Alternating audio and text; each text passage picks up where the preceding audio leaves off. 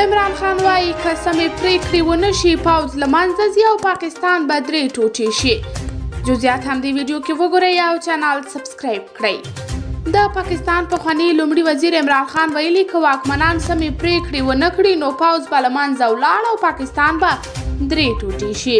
نوموړي دا څرګندونې د بول په نامه له یوه پاکستاني تلویزیون سره په مرکه کې کړي چې تېره شپه خپره شوې ده. عمران خان چې 2 میاشتې مخکې له واکه لرې کړی شو د پاکستان د نظام دولت او حکومت پر ضد پراخ لاریونونه پیل کړي او توندې څرګندونې کوي. پر هغه تور دی چې په تېرو ټاکنو کې د پوځ او استخباراتي ادارې ISI په مرسته واک ته رسېدلی و او اوس ویل کېږي چې د هغوی لخوا بیرته له واکه غورځول شوی دی.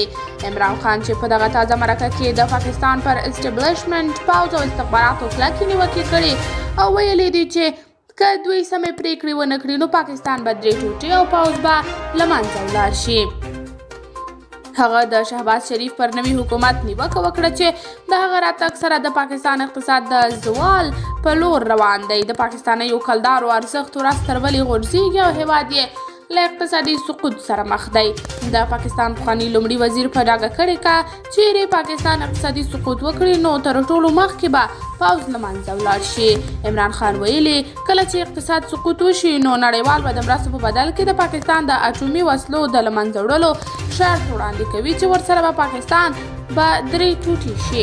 قدرمنو لیدونکو تاسو د دې موضوع په هکله څه نظر لرئ؟ کمنټ کې شریک او چینل هم درسره سبسکرایب کړئ.